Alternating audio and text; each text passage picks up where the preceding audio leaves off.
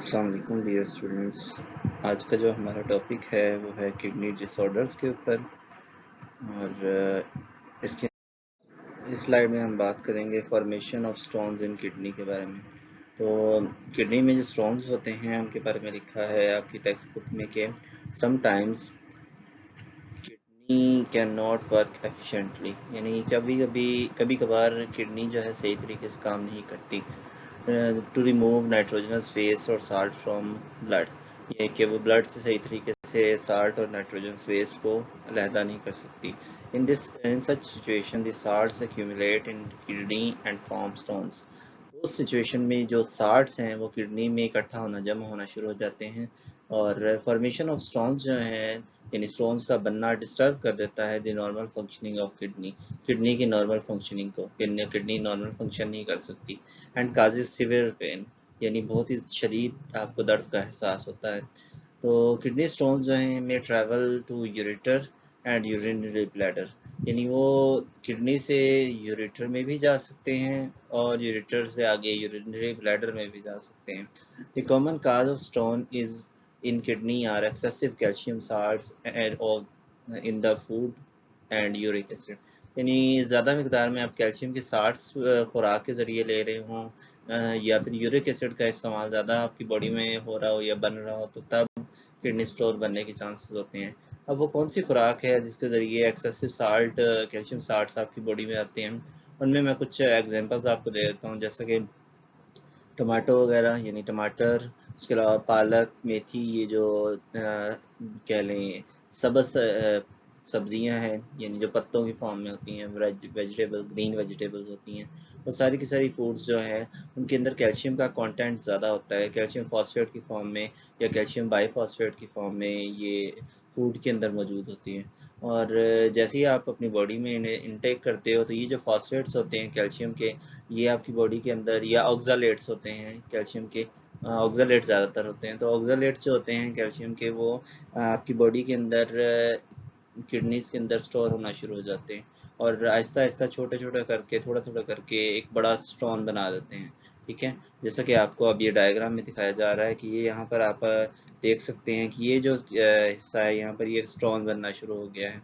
उसके अलावा ये यूरेटर के अंदर स्टोन बनना शुरू हो गया है। इसके अलावा ये आगे ब्लैडर देख लें, ब्लैडर के अंदर ये स्टोन बनना शुरू हो गया। तो ये उस कैल्शियम साल्ट्स यानी कैल्शियम ऑक्सालेट और फॉस्फेट्स के किडनी या यूरेटर या फिर ब्लैडर के अंदर स्टोर होने की वजह से या वहाँ पर या कह लें चिपक जाने और वहाँ पर इकट्ठे होने की वजह से बनते हैं। नेक्स्ट, ट्रीटमेंट किडनी स्टोन की कैसे हो सकती है, तो ट्रीटमेंट के अंदर लिखा हुआ है कि स्मॉल साइज़ के जो स्टोन्स हैं वो रिमूव किए जा सकते हैं यूरिनरी सिस्टम से बाय ड्रिंकिंग मोर वाटर, यानी ज़्यादा पानी पी के आप स्मॉल साइज्ड स्टोन को निकाल सकते हो। मीडियम साइज्ड के जो स्टोन्स होते हैं वो रिमूव किए जाते हैं लिथोट्रिप्सी से। लिथोट्रिप्सी क्या है? लिथोट्रिप्सी है बम्बार्डमेंट करना शॉक वेव्स। अब ये शॉक वेव्स होती हैं नॉन इलेक्ट्रिक, यानी ये साउंड वेव्स की तरह होती हैं। तो ये नॉन इलेक्ट्रिक शॉक वेव्स को स्टोन्स के ऊपर गिराया जाता है और जैसे ही वो गिरती हैं तो वो स्टोन्स को तोड़ के रख देती हैं। और ये जो शॉक वेव्स हैं, यहाँ पर लिखा भी हुआ है कि break the stones into small pieces which are passed out of the body through urine। Urine के ज़रिए वो बॉडी के ज़रिए बाहर निकल जाते हैं और still larger stones need surgery for their removal. और जो बड़े स्टोन हैं उनको निकालने के लिए सर्जरी की जाती है। और पाकिस्तान में तकरीबन बड़े से बड़ा स्टोन तकरीबन आई थिंक सो ब्लैडर के अंदर से 2 किलो से ऊपर का स्टोन निकला है कुछ पिछले कुछ सालों में। कोई एक कह लें जो पेशेंट था उसकी बॉडी से, तो इतने बड़े बड़े स्टोन 2 किलो के करीब भी हो सकते हैं, यानी इतना हैवी स्टोन था। ठीक है, नेक्स्ट हमारा जो टॉपिक है वो रेनल फेलवर है, यानी जो आपकी किडनी है उसका मुकम्मल तौर पर काम करना छोड़ देना। ठीक है, तो जो रेनल फेलवर है वो कंप्लीट और partial failure of kidney to work है, यानी या तो मुकम्मल तौर पर काम करना छोड़ देगी या जुज़वी तौर पर, यानी कुछ हिस्सा काम करेगा कुछ हिस्सा नहीं काम करेगा। ठीक है, किडनी का तो the main cause of renal failure are long term infections, यानी काफ़ी लंबे अरसे तक आपको बॉडी में इन्फेक्शन हो। ठीक है, तो इस वजह से भी हो सकता है। डायबिटीज़ मेलाइटस यानी शुगर की बीमारी हो, या हाइपरटेंशन, आपका ब्लड प्रेशर ज़्यादा हो, आपको गुस्सा आता हो, या सो ऑन, हाइपरटेंशन के कई काजेज़ हैं। तो ये ब्लड प्रेशर के बढ़ने की वजह हाइपरटेंशन होती है। तो इन सारी केसेस में जो आपके किडनी है उसके फेल होने के चांस होते हैं। ठीक है। डायबिटीज़ मेलिटस जो है यानी शुगर की बीमारी is a disease in which sugar level increases in blood. ये शुगर लेवल जो है ब्लड में इंक्रीज करता है, क्योंकि हमारे ब्लड के अंदर एक हार्मोन जो है जो हमारे ब्लड बॉडी में मौजूद पैंक्रियास से सिक्रीट होती है, उसका नाम है इंसुलिन। ये इंसुलिन जो है, ये इंसुलिन का लेवल जब आपकी बॉडी में कम होता है तो शुगर का लेवल बढ़ना शुरू हो जाता है, क्योंकि इंसुलिन अगर ज़्यादा हो तो वो शुगर के लेवल को कम करती है। तो अगर इंसुलिन कम हो जाएगी, पैंक्रियाज से कम बनेगी, तो शुगर का लेवल क्या होगा, इंक्रीज होगा, जिसकी वजह से डायबिटीज़ मेलाइटस होगा। दूसरी तरफ हाइपरटेंशन जो है वो state of high blood pressure है, यानी हाई ब्लड प्रेशर हो जाना, ये हाइपरटेंशन की भी इलामात हैं।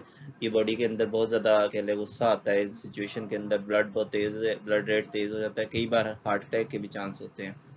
Sudden blockage of blood supply to the kidney में also result in renal failure, यानी किडनी की तरफ आती हुई जो ब्लड सप्लाई है, जो खून की सप्लाई है, वो किसी वजह से किसी जगह पर कट ऑफ हो जाए, ब्लॉक हो जाए, तो उसकी वजह से भी किडनी बंद हो सकती है, काम करना बंद कर सकती है, फेल हो सकती है। डायलिसिस और किडनी ट्रांसप्लांट ये दो तरीके हैं जिनसे हम ट्रीटमेंट कर सकते हैं रेनल फेलियर की। ठीक है। तो डायलिसिस और किडनी ट्रांसप्लांट को हम तरतीब से देखते हैं कि ये क्या चीज़ें हैं। तो treatment of male functional kidney, यानी जो आपकी किडनी जो काम करना छोड़ गई है उसकी ट्रीटमेंट कैसे करनी है, तो उसके बारे में नीचे सबसे पहले डायलिसिस का मेथड लिखा हुआ है, जैसे कि आपको यहाँ पर नज़र आ रहा है डायलिसिस। तो डायलिसिस क्या होता है, तो ये देखें आपके सामने, cleaning of blood bye artificial method is called dialysis, यानी आर्टिफिशियल तरीकों से ब्लड को साफ करना, ये कहलाता है डायलिसिस। और ये किया जाता है, डन किया जाता है डायलाइजर के जरिए। ये एक मशीन है डायलाइजर, जिसे मैं अभी अगली डायग्राम के अंदर आपको दिखाऊंगा। और the blood of patient is pass through the dialyser, dialyser से जो ब्लड है वो पेशेंट के जिस्म से डायलाइजर में भेजा जाता है, जहाँ पर एक डायलिसिस फ्लूइड होता है जो ब्लड से जितनी भी इम्प्योरिटीज, वेस्ट मटेरियल होता है, वो अपने अंदर जज़ब करके ब्लड को साफ कर देता है। यानी ब्लड से सारे के सारे वेस्ट मटेरियल इस डायलिसिस फ्लूइड में चला जाता है और ब्लड जो है मुकम्मल तौर पर साफ हो जाता है।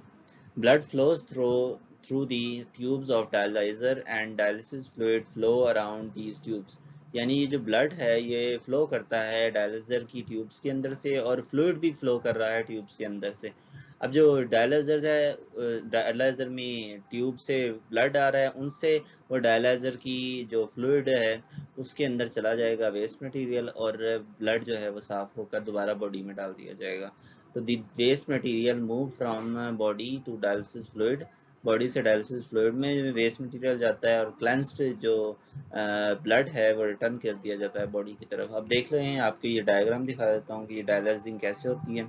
तो जैसे कि आप यहाँ पर देख रहे हैं कि ये आपकी ब्लड यहाँ पर बॉडी में से ये आर्टरी के ज़रिए जा रहा है डायलाइजिंग मशीन में। यहाँ पर डायलाइजिंग फ्लूइड भी ये आ रहा है नीचे से, फ्रेश फ्लूइड।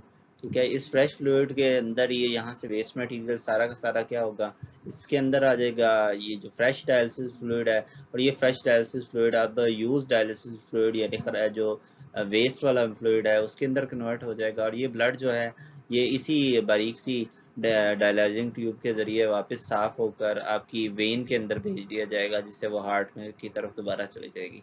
ठीक है। तो ये जो है ये पूरा का पूरा अपरेटस, इसको हम कहते हैं डायलाइजर। ठीक है। और आगे आप एफ जो 10th है उसके अंदर तफसील से पढ़ोगे कि डायलाइजिंग जो है उसकी टाइप्स क्या हैं, ये डायलाइजिंग कितने दिन के बाद होती है और इसको क्यों किया जाता है। आगे किडनी ट्रांसप्लांट, यानी अगर रेनल फेलियर जो है वो बहुत ज़्यादा क्रिटिकल हो जाए तो सबसे बेहतरीन तरीका यही है कि किडनी को ट्रांसप्लांट कर दिया जाए, यानी नई किडनी जो है वो आपकी बॉडी में लगा दी जाए। तो इसके बारे में लिखा हुआ है कि this method is used at the last stage of the renal kidney failure, यानी किडनी का जो रेनल फेलियर या किडनी फेलियर है इसके लास्ट स्टेज पर ये मेथड यानी किडनी ट्रांसप्लांट यूज़ किया जाता है।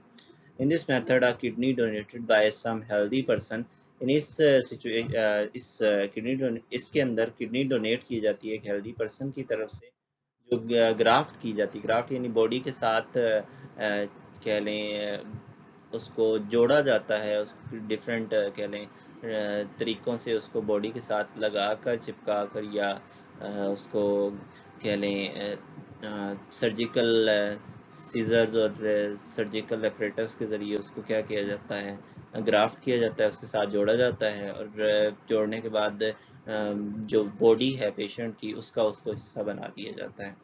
और द डोनर ऑफ किडनी में बी ब्लड रिलेटिव और एनी क्लोज रिलेटिव। तो ये लाजमी है कि जो डोनर किडनी वाला होगा वो या तो रिलेटिव हो, आपका रिश्तेदार हो, या फिर आपके करीबी रिश्तेदार हो, क्योंकि अगर आपकी जो टिश्यूज़ की मैचिंग नहीं होगी आपकी बॉडी के टिश्यूज़ के साथ, तो आपके टिश्यूज़ आपकी जो किडनी है उसको एक्सेप्ट नहीं करेंगे। जब एक्सेप्ट नहीं करेंगे तो आपकी बॉडी जो है वो उस नई किडनी को भी खुद ब खुद ख़राब कर देगी।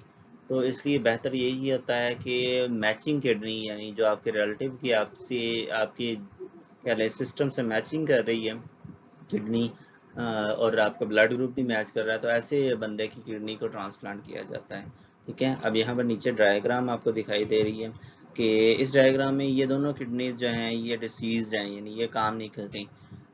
तो हमने इनकी जगह पर एक नई किडनी यहाँ पर नीचे की तरफ लगा दी है। अब ये जो किडनी है, ये किडनी ट्रांसप्लांट की गई है, न्यू किडनी, और इस ट्रांसप्लांट के दौरान अब ये जो काम नहीं कर रही, इनकी जगह ये वाली किडनी जो है वो अब काम फंक्शनल होगी। ठीक है, ये यूरिन बनाएगी, और इसको आगे ये आपकी आर्टरी, रेनल आर्टरी और रेनल वेन के साथ अटैच भी किया गया है, यानी ग्राफ्ट किया गया है, और यहाँ से यूरेटर के साथ भी अटैच किया गया। ठीक है, ये होता है किडनी ट्रांसप्लांट। इंटरेस्टिंग इन्फॉर्मेशन है आपकी, तो इंटरेस्टिंग इन्फॉर्मेशन में यहाँ देख लें आप कि for your information the average composition of normal human urine, यानी नॉर्मल ह्यूमन यूरिन जो है, पेशाब जो है, उसकी जो एवरेज कंपोजिशन होती है वो ग्राम, कितने ग्राम 100 cm³ में है, तो वो दी गई है कि 100 cm³ में वाटर तकरीबन 96 ग्राम होता है, यूरिया 2 ग्राम होती है, और मिनरल्स जो हैं 1.8 ग्राम होते हैं, जिनमें सोडियम क्लोराइड मेनली शामिल होता है, और नाइट्रोजनस सब्सटेंस बाकी जो हैं वो 0.2 ग्राम होते हैं। तो ओवरऑल ये आपकी किडनी से निकलने वाले यूरिन की ग्राम्स के अंदर परसेंटेज है 100 cm³ के अंदर। ठीक है, आगे जो आपका आज का चैप्टर है, यानी ये चैप्टर जो ह्यूमन ऑर्गन सिस्टम है, ये कंप्लीट होता है। अब आपका जो एक्सरसाइज है वो नेक्स्ट लेक्चर में हम एक्सरसाइज के बारे में पढ़ेंगे कि एक्सरसाइज के अंदर क्या क्या चीज़ें हैं, इसके को सॉल्व करेंगे एक्सरसाइज, और उसके साथ हम ये देखेंगे कि हमारा जो क्विज़ आज यानी पिछले लेक्चर के बाद हुआ था क्विज़, उसके अंदर बच्चों ने कितने मार्क्स लिए हैं या कितने बच्चों ने अटैम्प्ट किया है। ठीक है, तो वो आपको पता चल जाएगा, उसकी एक रिपोर्ट मेरे पास जनरेट हुई हुई है, वो मैं आपके सब के साथ शेयर कर लूँगा कि किस बच्चे के कितने मार्क्स हैं या कितनी अटैम्प्ट्स किस बच्चे ने की। ठीक है, और क्वेश्चन ईयर आपका मैंने ऐड किया हुआ है, कुछ बच्चों ने आज क्वेश्चन भी किया था, तो क्वेश्चन ईयर के अंदर आप अपने जो क्वेश्चंस हैं वो मुझसे पूछ सकते हैं, मैं आपको उन क्वेश्चंस के आंसर वहाँ पर 10 बजे से 12 बजे के दरमियान अवेलेबल होता हूँ, तो वहाँ पर मैं आपको दे सकता हूँ। ठीक है, तो अब अच्छे से अपने पहले चैप्टर की तैयारी करें। आपका पहला चैप्टर एक्सरसाइज के अलावा कंप्लीट हो चुका है। नेक्स्ट हम एक्सरसाइज के बाद स्टार्ट करेंगे सेकंड चैप्टर, जो हमारा मियोसिस और माइटोसिस वाला है, यानी सेल साइकिल। तो उसके अंदर हमें तफसील से देखना पड़ेगा कि क्या क्या चीज़ें सेल के अंदर होती हैं जो सेल को डिवाइड करती हैं, और आगे जनरेशन में कैसे जो जेनेटिक मटेरियल है वो कन्वे होता है। ठीक है, तो नेक्स्ट लेक्चर के अंदर मुलाकात होती है। Thanks for watching. अल्लाह हाफिज़।